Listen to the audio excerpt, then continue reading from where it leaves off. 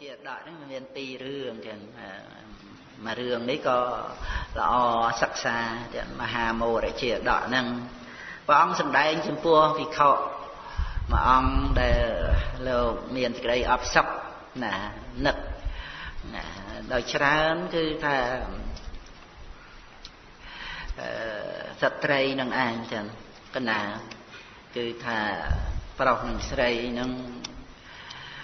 cứ về chọ này về đụt về sâu tam cái dễ rụp lên lần rô phạt thập bẹ cái nào năng anh ai để snat sna năng mơ snat sna năng nị dê snat sna năng pa pol ấy năng châu rương năng ấy nè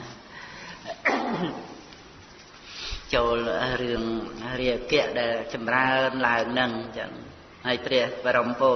thì sạt có tiệ tôn năng rương năng để pre sama sam cốt chấm đai sôm bay tè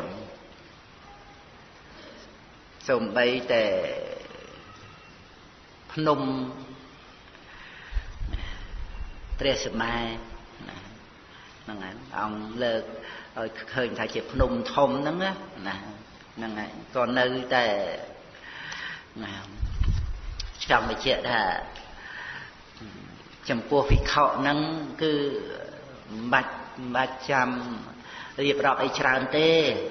thì pro tôi ta men tên nâng thả ông nát này cho cứ cái này nâng chăm bạch thông tông ấy thế bỏ ơi là lung ơi đua chẳng ai nè vẫn đất vì đám miền cũng lăng mom đôi Phnom Presma đôi chứ lăng mom nâng phần tại nơi tại rồi lung đua từ bà đòi nát này rìa kẹ nâng bán phở ông thường sầm đai pi thằng ngao của bồ đề sát năng chẳng con nào cứ nơi năng cô bền là xây rìa chia rụp rôm chẳng hay rìa rồng bồ đề sát cả nơi nông cầm nát cả ngao nắng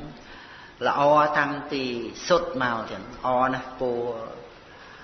mẹ nè miền nốt miền ấy xa đo tập bê ông nhỏ chênh màu nó cứ thả cả ngao cô mẹ ấy cả lấy na để trừ nốt ở mấy po mấy cứ sát ngập nê nâng cứ át đôi cây mình đi puk ấy không bẹt và tha riệp rập pi làm o này bẹt rồng po đi sạch của sao là cám năm ơi từ đệ sinh thị có bật mến tần té sel pram trên tụm nút tụm rồng ơiព្រះបរមពុរិស័ទនឹងឯងល្អស្អាតហ្នឹងចឹងណាធ្លាប់កើតជាស្ដេចចក្រពត្តិតែងតែណែនាំឲ្យពពួកជនទាំងឡាយកាន់សិល5ណាប៉ុនហ្នឹងគឺឲ្យផលក្នុងប្រវត្តិកាលប៉ុន្តែអកុសលវាឲ្យផលក្នុងបដិសន្ធិកាលហ្នឹងហើយហើយគឺមានការនមស្ការព្រះទឹកពេលលិចអីហើយក៏នឹកដល់គុណព្រះវិជ័យកពុទ្ធគុណព្រះសម្មាសម្ពុទ្ធអីហ្នឹងចឹងដល់អញ្ចឹងគឺមិនមានជាប់អន្ទាក់របស់ព្រានអីទៅទេរឿងរ៉ាវហ្នឹងគុណចាស់ញាតិញោមជ្រាបហើយហ្នឹងហើយកើតនៅនឹងជាក្រុងដែរទេប៉ុន្តែដល់តែពេលដឹងថាខ្លួននឹងស្អាតល្អអញ្ចឹងនៅពេលដែលឆ្លោះសម្មាលទៅនឹងទឹកមើលទៅនឹងថាមានអន្តរាយដោយសារតែរូបសម្បត្តិរបស់ខ្លួនហ្នឹងក៏ហើរចេញពីហ្វូងកងោកទាំងឡាយហ្នឹងយកព្រះបរមពុរិស័ទហ្នឹងជាស្ដេចដោយសារឃើញរូបរាងលក្ខណៈណាខ្លួននឹងធំប៉ុនដុំកង់អតេះហ្នឹងហើយដល់អញ្ចឹងក៏ហើរទៅកន្លងភ្នំ4ជាន់ទៅនៅនឹងស្រះដែលកើតឯងនឹងមានទីកន្លែងសំរុំមានគុហាអាស្រ័យនៅនឹងក៏នៅទីហ្នឹងចឹងក្នុងកាលនោះមានព្រានទៅឃើញមិនបានធ្វើអីព្រះអង្គទេប៉ុន្តែត្រឡប់មកវិញប្រាប់កូនថាមានកងោពួមាសល្អណាស់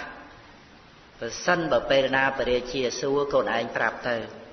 ទទួលពេលនោះព្រះនាងខេមាគៈមហេសីនឹងទ្រង់ព្រះសបិនឃើញកងោកមាសសំដែងធัวព្រះនាងស្ដាប់ពីរោះកំពុងតែពីរោះនឹងស្ដាប់ពីកងោកមាសនឹងហើចេញទៅខ្លួនឯងហៅកងោកតែលភ្ញាក់តើឡើងនឹងក៏នឹកកងោកសំដែងពធัวនឹងក៏ទូលព្រះរាជាសូមឲ្យព្រះរាជានឹងទៅរកកងោកនឹងមកសំដែងធัวឲ្យខ្ញុំម្ចាស់ព្រះរាជាថាមានកងោកពោមាសអញ្ចឹងដូចជាម៉ែសីព្រះសបិនឲ្យសំដែងធัวនឹងទៅរួយណាបើព្រះអង្គចាត់ចែងរកមិនបានទេខ្ញុំម្ចាស់មុខតែខ្សែជីវ៉ាហ្នឹងហើយមិនដឹងជាក្នុងប្រតិហ្នឹងអញ្ចឹងមែនឬក៏សម្លុតព្រះរាជាថែមអីមិនដឹងទេណាហ្នឹងហើយប៉ុន្តែចង់គឺចង់ហ្នឹងហើយចង់ព្រះរាជាក៏លួងលោមហើយសីហ្នឹងប្រជុំតែមើលមុខមន្ត្រីហ្នឹងក៏ទូលព្រះរាជាទៅប្រកាសជាមានព្រះអង្គប្រកាសជាមានងើពួកមាសនឹងឯងក្នុងព្រៃគឺតាមគម្ពីរតាមតម្រាគឺមានស្ដេចបក្សីស្ដេចមរឹកស្ដេចអីហ្នឹងគឺមានអញ្ចឹងគឺថាព្រះអង្គទ្រង់ចាត់ចែងសួរពួកព្រានទៅដែលគេអ្នកដើរព្រៃជ្រៅអាចគេដឹងទូលព្រះអង្គ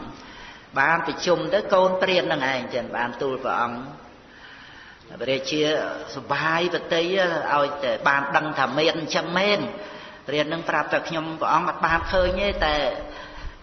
ឪពុកទូលព្រះបង្គំឃើញហើយគាត់បានស្លាប់ហើយណាផ្ដាំទូលព្រះបង្គំមកថាបើព្រះរាជាទ្រង់សួរឲ្យទូលព្រះបង្គំទូលព្រះរាជាថាមានដល់អញ្ចឹងទៅក៏ឲ្យកូនព្រាននឹងឯងទៅហ្មងចេះឲ្យទ្រព្យសម្បត្តិច្រើនណាស់ហ្នឹងហើយមានទ្រព្យហ្នឹងក៏ប្រើទ្រព្យសម្បត្តិហ្នឹងឯងធម្មតាពីណាពីណីរហូតមកឥឡូវហ្នឹងហើយកូនព្រានហ្នឹងបានទ្រព្យសម្បត្តិច្រើនអញ្ចឹងគឺបដូរទៅអញ្ចឹងទៅឃើញមែនទៅតាមដំណើរដែលឪពុកប្រាប់ហ្នឹងណាព្រោះខ្លួនឯងបានទទួលការរៀបរាប់ពីកន្លែងពីផ្លូវពីអីហ្នឹងក៏ទៅឃើញដាក់អន្ទាក់វាអត់ដែលទៅជាប់ពពោរិស័ទអីសោះរហូតស្លាប់នៅព្រៃហ្នឹងទៅព្រះនាងហេមាអត់បានសំតាមបំណងប្រាថ្នាមានចេះតែថាឯណាទៀតស្លាប់មែនតាណាសោយព្រះវិលាលីសៃជីបាដោយសារតែចំណង់ចង់ឃើញកងោកមាសហើយនឹងចង់បានស្ដាប់ធัวហ្នឹងគឺថាក្រៀមក្រំចឹងរហូតបាត់បង់ជីវិតទៅ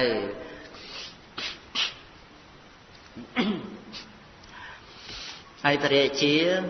ដោយអំណាចនៃសេចក្តីស្រឡាញ់មហេសីចឹងព្រះអង្គទ្រង់វង្វេងថាអញ្ចឹងវែងគិតអីមិនឃើញទៅខឹងនឹងកងោកមាសនោះដោយសារតែមានកងោកនឹងឯងបានជាធ្វើឲ្យមហេសីយើងអស់ជីវិតចោលយើងដល់ខឹងអញ្ចឹងទៅក៏កើតនៅការចងពីបានឆ្លាក់អក្សរនឹងផ្ទាំងមាសគឺថានៅព្រៃហែមពៀនកន្លងភ្នំទី4ទៅមានការរស់នៅនៃកងោកមាសណាបានបរិភោគសាច់ឈាមកងោកមាសនឹងមិនចាស់មិនស្លាប់ដាក់ក្នុងហេតុរតនៈមួយហើយក៏សោយប្រតិវង្គតទៅតាមមហេសីទៅស្ដេចក្រោយមកឃើញចំណាមាសអញ្ចឹងដាក់ក្នុងហេតុរតនៈទៀតគឺមិនមែនធ្វើលេងទេមិនមែនសរសេរកវីកវចលេងទេណាគឺចាត់ឲ្យព្រានទៅទៀតក្នុងរយៈពេលមួយជំនាន់ហ្នឹងប្រហែលជា100ឆ្នាំគឺស្លាប់ព្រាននៅក្នុងព្រៃហ្នឹងអស់មួយជំនាន់ហើយមួយជំនាន់ទៀតគឺអស់6ជំនាន់ស្លាប់ព្រានអត់ចាប់កងោកព្រះពោធិសត្វបានដល់ជំនាន់ទី7ព្រានទី7ក្នុងរជ្ជកាលទី7នៃព្រះរាជាបន្តអំពីព្រះរាជាជាមួយនឹងព្រះនាងខេមានឹងមក ព្រានទី7ហ្នឹងទៅអស់7ឆ្នាំចាប់អត់បានប៉ុន្តែចេះពិចារណាមើលទៅមិនបានជាមិនជាប់អន្ទាក់ឃើញចរិយាវត្តព្រះពោធិសត្វណាអាយុច្រើនហើយណាហ្នឹងហើយចូលមក700ឆ្នាំហើយអាយុកងោកឃើញការនមស្ការព្រឹកល្ងាចចឹងហើយដឹងថាប្រកាសជាប្រព្រឹត្តព្រះមច្ចរិយធម៌ហើយហ្នឹងហើយតែឯងចឹងទៅមិនឃើញមានកងោកមេកងោកអីមកទេអស់ចាដល់700ឆ្នាំនៅតែឯងអត់មានមេពោធិសត្វចេះនៅបានទេព្រាននឹងក៏ទៅចាប់កងោកមេផ្សេងស្រួលថ្ងៃហ្នឹងចាប់ពឹកបានមកបង្រៀនទៀតបង្រៀនផ្ទាត់ម្រាមដៃឲ្យរងាវផ្ទះដៃឲ្យច្រៀងឲ្យរំដល់ដឹងពេលវេលាយកមកមុនព្រះពោធិសត្វនមស្ការហ្នឹងឯងកុំឲ្យនមស្ការតន់ដឹងរឿងណាដឹងរឿងថានមស្ការហើយអត់ជាប់អន្ទាក់អញ្ចឹងកុំតន់នមស្ការផ្ទាត់នៃដៃផោះ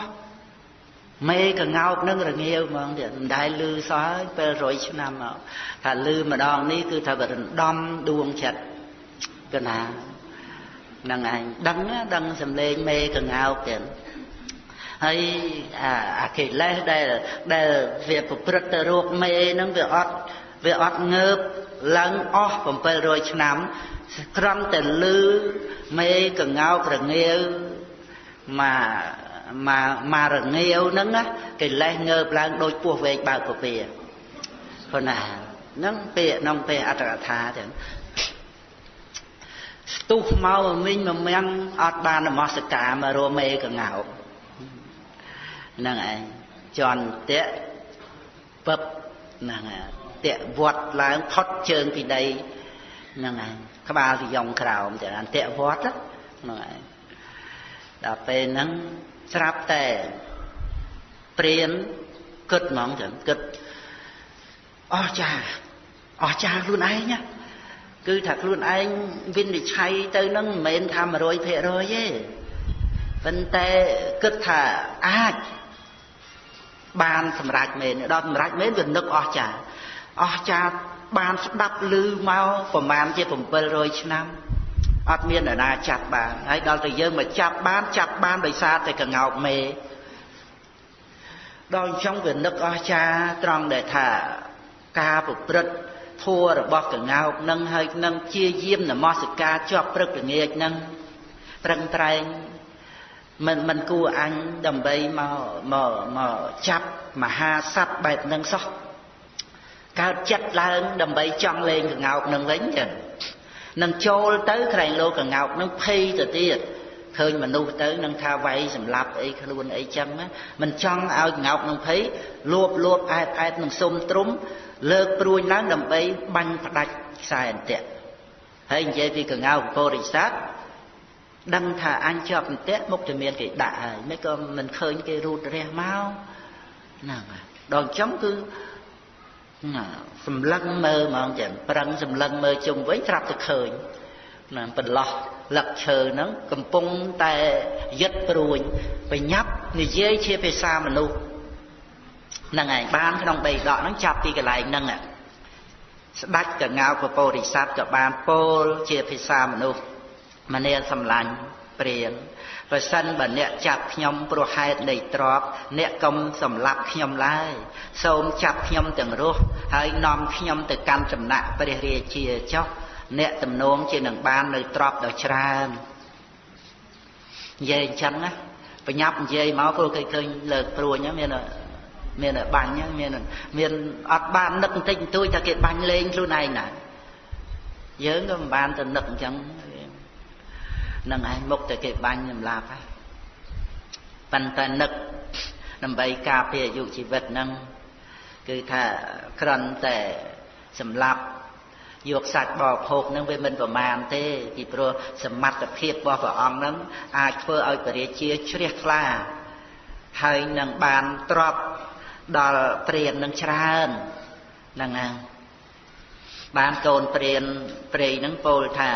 ធ្នូដល់ប្រសើរនឹងព្រួយនេះខ្ញុំមិនមែនចិត្តប្រុងប្រៀបដើម្បីនឹងបាញ់អ្នកក្នុងថ្ងៃនេះទេខ្ញុំនឹងបាញ់ផ្ដាច់ខ្សែអន្ទាក់ដែលជាប់អ្នកនឹងទេតើដោយគិតថាស្ដេចកងោកចូលទៅតាមសបាយចុះហ្នឹងហើយបានព្រះបរមពុទ្ធសាសនានឹងដឹងរឿងចឹងហើយក៏សួរមកទាំងក្បាលសយងចុះក្រោមហ្នឹងហ្នឹងហើយអ្នកខំអត់ទ្រាំនៅសេចក្តីស្រេកឃ្លានទាំងយប់ទាំងថ្ងៃដើរជាប់តាមខ្ញុំអស់7ឆ្នាំហើយឃើញដឹងហ្នឹងចឹងដឹងតាក់ដឹងអីវានឹងតាក់វាអត់វត្តអត់ឆ្លោះមិនជន់ទៅវាដូចរឹងស្ដោកចឹងទៅហ្នឹងហើយដឹងព្រានមកលើកហ្នឹង7ឆ្នាំហ្នឹងកាលបើយ៉ាងនេះព្រោះហេតុអ្វីក៏អ្នកចង់ដោះខ្ញុំដែលកំពុងជាប់អន្ទាក់ឲ្យរួចពីអន្ទាក់ទៅវិញអត់ឃ្លានមកនៅក្នុងព្រៃដេកហាលមុខហាលខ្យល់អស់7ឆ្នាំនេះអ្នកទៅនឹងវាចាបាណារិបាតក្នុងថ្ងៃនេះទេឬក៏អ្នកឲ្យអភ័យដល់សត្វទាំងពួងបានជាអ្នកចង់ដោះខ្ញុំដែលកំពុងតែជាប់អន្ទាក់ឲ្យរួចពីអន្ទាក់វិញបានកូនព្រាននឹងឆ្លើយទៅទាំងសួរទៀតមនាលស្ដេចកងោកអ្នកចូលប្រាប់អំពីបុគ្គលដែលវាចាបាណារិបាតផងអ្នកដែលឲ្យនៅអភ័យដល់សត្វទាំងឡាយផងខ្ញុំសូមសួរអ្នកត្រង់សេចក្តីនោះបុគ្គលនោះជាយត់ពីលោកនេះទៅហើយនឹងបាននៅសេចក្តីសុខដូចម្ដេចដល់ទៅស្ដាប់កងោកនិយាយភាសាជាមួយនឹងខ្លួនឯងហើយគឺថាសុទ្ធតែជាពាក្យដែលប្រកបដោយការចេះដឹងណាចឹងហ្នឹងឯងគឺថាគោរពកងោកហ្នឹងហើយចង់ដឹងរឿងរ៉ាវដែលខ្លួនឯងធ្លាប់តែយល់ខុសមកដោយសារការសែបគប់ជាមួយនឹងពួកមិច្ឆាទិដ្ឋិផ្សេងហ្នឹងណាចឹងដល់ទៅពេលឮកងោកនឹងសួរពីរឿងបាណារិបាតអីចឹងអ្នកទៅនឹងវាចាបាណារិបាតក្នុងថ្ងៃនេះឬក៏អ្នកឲ្យអភ័យដល់សត្វទាំងពួងបានជាអ្នកចង់ដោះខ្ញុំឲ្យរួចពីអន្ទាក់ដល់ចឹងសួរអំពីដែលថាវាចាបាណារិបាតឲ្យអភ័យដល់សត្វហ្នឹងណាអំពើហ្នឹងធ្វើឲ្យបុគ្គលដែលជាយត់ពីលោកនឹងទៅបានសេចក្តីសុខប្រម៉េចទៅពួកខ្លួនឯងវាធ្លាប់តែប្រព្រឹត្តដោយបាណារិបាតនឹងមកនេះហ្នឹងហើយប្រព្រឹត្តហ្នឹងគឺថាដោយការសែបគប់ខុសណាគឺគេនិយាយថាគ្មានបាណារិបាតគ្មានបាបគ្មានផលរបស់បាបអីទេហ្នឹងហើយដោយការសែបគប់ទៅដល់ទៅមកស្ដាប់ឮពពោធិសត្វនិយាយពីរឿងបាណារិបាតហ្នឹងអ្នកទៅទៅវាចាបាណារិបាតហ្នឹងគឺចង់ដឹងដល់អញ្ចឹងទៅបានព្រះពោធិសត្វនឹងឆ្លើយទៅទាំងក្បាលនៅសំយងនៅឡើយជើងជាប់អន្ទាក់សំដែងធัวបានដែរណាខ្ញុំនឹងប្រាប់អំពីបុគ្គលដែលវាចាបាណារិបាតផងអ្នកដែលឲ្យអភ័យដល់សត្វទាំងពួងបុគ្គលនោះរមែងបាននៅសេចក្តីសរសើរក្នុងបច្ចុប្បន្ននេះផងលុះបែកធ្លាយសរីរៈទៅនឹងបានទៅកើតក្នុងស្ថានសួគ៌ផង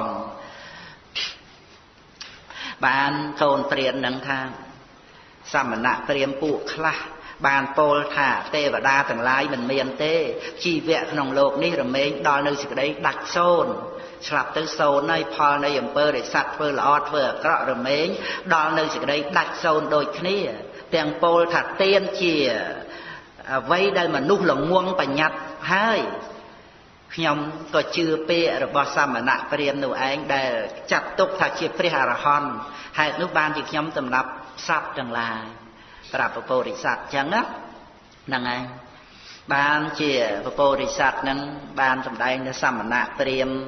ណាដែលមិនពោលអាងកម្មមិនពោលអាងផលនៃកម្មដែលសត្វធ្វើល្អធ្វើអាក្រក់មួយទៀតសមណៈព្រាហ្មណ៍ណាពោលថាទាននឹងឯងគឺជាវត្ថុដែលមនុស្សល្ងងបញ្ញត្តិហើយសមណៈព្រាហ្មណ៍ទាំងនោះគឺជាអ្នកហីនវាទជាអ្នកមានវាទៈថោកទៀតជាអ្នកអហេតុកវាទអត់បានសម្ដែងពីអ្វីកើតពីហេតុនោះឡើយហ្នឹងណាបានសម្ដែងពីមិច្ឆាទិដ្ឋិរបស់សមណៈព្រាហ្មណ៍ទាំងអស់ហ្នឹងចឹងហើយព្រះបរមពុរិស័ទហ្នឹងបានសម្ដែងអ្វីដែលមានហេតុមានផលហ្នឹង កូនព្រាននឹងស្ដាប់ពធណាហើយយ៉ាងដែរចឹងដល់ទៅជាប់សាកសួរទៅរត់ដោះបន្ទាក់អីឲ្យស្រួលបួលអីអត់ទេសួរធัวទាំងអ្នកសំដែងធัวក្បាលញងចុះក្រោមហ្នឹងហើយវាចង់ដឹងបញ្ញាប់ហ្នឹងក៏សួរទៅនោះក៏បញ្ញាប់ឆ្លើយប្រាប់មកហ្នឹងហើយបានកូនព្រានហ្នឹងក៏ពោលទៅថាពាក្យរបស់អ្នកហ្នឹងពិតប្រាកដមែនហើយព្រោះទានជាគុណជាតិដែលមានផលអត្តផលដូចម្ដេចកើតទៅផលនៃអំពើដែលសត្វធ្វើល្អអាក្រក់ហ្នឹងក៏ដូចគ្នាម្យ៉ាងទៀតទានជាគុណជាតិដែលមនុស្សល្ងងបញ្ញត្តិហើយយ៉ាងម៉េចទៅមិនមែនឡើយខ្ញុំធ្វើអំពើដូចម្ដេចធ្វើដោយហេតុដូចម្ដេចប្រព្រឹត្តដូចម្ដេចខ្សែបនៅអ្វីដោយគុណនៃតបៈដូចម្ដេចមិនក៏បីធ្លាក់ទៅក្នុងនរកយ៉ាងណាមនាលស្ដាច់កងោកសូមអ្នកប្រាប់តែក្តីនោះដល់ខ្ញុំដោយអបាយយ៉ាងនេះសួរទៀតអត់មានតាន់ទៅដោះចេញពីអន្ទាក់សួរឥឡូវឲ្យខ្ញុំធ្វើម៉េចដើម្បីឲ្យខ្ញុំរួចពីនរកកុំឲ្យខ្ញុំស្លាប់ទៅធ្លាក់នរកបានពពោធិសត្វឆ្លើយថាពួកសមណៈព្រាហ្មណ៍ណាមួយនៅលើផែនដីជាអ្នកស្លៀកដណ្ដប់សម្ពុតការសាវៈប្រព្រឹត្តក្នុងភេទជាបុគ្គលមិនមានផ្ទះត្រាច់ទៅបិណ្ឌបាតទីព្រឹកក្នុងការគូវាចាកិរិយាត្រាច់ទៅក្នុងការខុសជាអ្នកស្ងប់រងាប់អ្នកចូលទៅរកសមណៈទាំងនោះតាមការគូក្នុងទីនោះហើយចូលសាកសួរចោះប្រយោជន៍ណាដែលជាទីពេញចិត្តរបស់អ្នកលោកនឹងប្រាប់នៅប្រយោជន៍នោះជាប្រយោជន៍ក្នុងលោកនេះនិងក្នុងលោកខាងមុខដល់អ្នកតាមទំនងនៃការចេះដឹងរបស់លោកសម្ដែងពធហ្នឹងគឺសម្ដែងពីគុណព្រះវិជ័យកពុទ្ធហ្នឹងហើយដែលសមណៈនៅលើផែនដីជាអ្នកស្លៀកដណ្ដប់ពុទ្ធការសាវៈព្រឹត្តនៅភេទជាបុគ្គលអត់មានផ្ទះត្រាច់ទៅបិណ្ឌបាតពីព្រឹកក្នុងការគួរវាចានៅការត្រាច់ខុសទៅក្នុងការក៏ជាបុគ្គលស្ងប់រងាប់អ្នកចូលទៅរកសមណៈនោះសម្ដែងប្រាប់អំពីគុណរបស់សមណៈហ្នឹងគឺមានអញ្ចឹងតាមការគួរចោះចូលទៅរកទៅហើយសាកសួរទៅប្រយោជន៍ណាជាទីពេញចិត្តរបស់អ្នកលោកនឹងប្រាប់នៅប្រយោជន៍នោះជាប្រយោជន៍ក្នុងលោកនេះនិងក្នុងលោកខាងមុខដល់អ្នកតាមទំនងនៃការចេះដឹងស្ដាប់ទៅវាមានចិត្តបង្អោនទៅរកភាពជាសមណៈនឹងឯងទៀតដែលជាអ្នកស្លៀកដណ្ដប់ពុទ្ធការសាវៈជាអ្នកមិនមានផ្ទះណានឹងឯងទៀតហើយបិណ្ឌបាតចិញ្ចឹមខ្លួនឯងមិនចិញ្ចឹមអ្នកដទៃមិនមានទុក្ខកង្វល់ជាអ្នកស្ងប់រងាប់នេះក្នុងពេលហ្នឹងស្រាប់តែវិបស្សនាញាណកើតឡើងបច្ចេកពោធិញាណមកដល់ល្មមទៀតរៀនហ្នឹងឃើញទេឧបនិស្ស័យបាននៅបច្ចេកពោធិញាណណា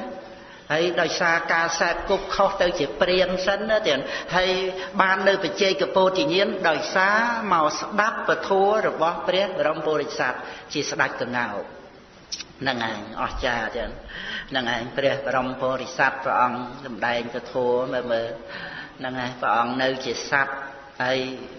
កំពុងតែជាប់អន្ទាក់សម្ដែងធัวឲ្យគេបានជាព្រះវិជ័យកពុទ្ធតាមឧបនិស្ស័យដែលព្រះអង្គជាព្រះវិជ័យកពុទ្ធបានសន្សំវិជ័យកពោជាញាណបារមីនឹងមកហ្នឹងណាហ្នឹងឯងដល់ទៅអញ្ចឹងនឹកឃើញដល់សត្វទាំងឡាយច្រើនណាស់ដែលខ្លួនឯងក្រុងទុកចងទុកអីនឹងសម្បើមទៅនៅផ្ទះហើយក្នុងព្រះអត្ថកថាសម្ដែងថាញាណរបស់ព្រះវិជ័យកពុទ្ធដែលនឹងត្រូវជួយសត្វហ្នឹងណាគឺអត់ស្មើនឹងបារមីញាណនៃព្រះបរមពុរិស័ទទេទៀតក្នុងពេលហ្នឹងសួរព្រះបរមពុរិស័ទថាត្រូវជួយសត្វទាំងអស់ដែលនៅជាប់អន្ទាក់ហ្នឹងយ៉ាងម៉េចដែលបានជាព្រះវិជ័យកពុទ្ធហើយហ្នឹងហ្នឹងហើយកូនព្រានព្រៃដែលបានត្រាស់ជាព្រះវិជ័យកពុទ្ធហើយក៏សម្ដែងថានៅក្នុងពេលហ្នឹងឧទានសិនទានថាភាពជាព្រានព្រៃនោះអាត្មាអញបានលះបង់ហើយអាត្មាអញបានលះបង់ហើយនៅភាពនៃខ្លួនជាព្រានព្រៃក្នុងថ្ងៃនេះដូចជាពស់សក់នៅសំណក់ចាស់ជាន់មុនឬក៏ដូចជាដើមឈើមានស្លឹកខៀវជំរុះចោលនៅស្លឹកលឿងគឺថាស្លឹកលឿងហ្នឹងភាពចាស់ហ្នឹងឬក៏ដូចជាសំណក់ពស់អញ្ចឹងគឺថាបាន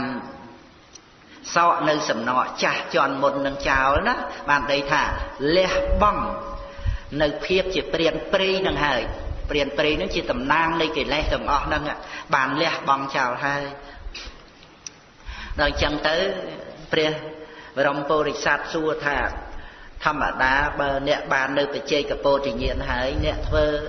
សច្ចកិរិយាឲ្យសត្វទាំងអស់នឹងរួចទៅអានុភាពនៃបច្ចេកពោធិញ្ញាណនឹងឲ្យសម្រេចប្រាប់មកព្រះបច្ចេកពុទ្ធទៀតហ្នឹងចឹងបានព្រះបច្ចេកពុទ្ធនឹងក៏ធ្វើសច្ចកិរិយាថាពួកបក្សីណាច្រើនរួយដែលអាត្មាអញបានចងទុកក្បែរលំនៅរបស់ខ្លួនអាត្មាអញនឹងឲ្យនៅជីវិតដល់សត្វទាំងឡាយនោះក្នុងថ្ងៃនេះអាត្មាអញបានរួចចាកកិលេសហើយសត្វទាំងនោះចូលទៅកាន់លំនៅរបស់ខ្លួនចុះនេះជាសច្ចកិរិយាដែលព្រះអង្គរួចអំពីអន្ទាក់របស់កិលេសក៏សូមឲ្យសត្វទាំងអស់នោះរួចពីចំណងនៅផ្ទះឯនោះទៅ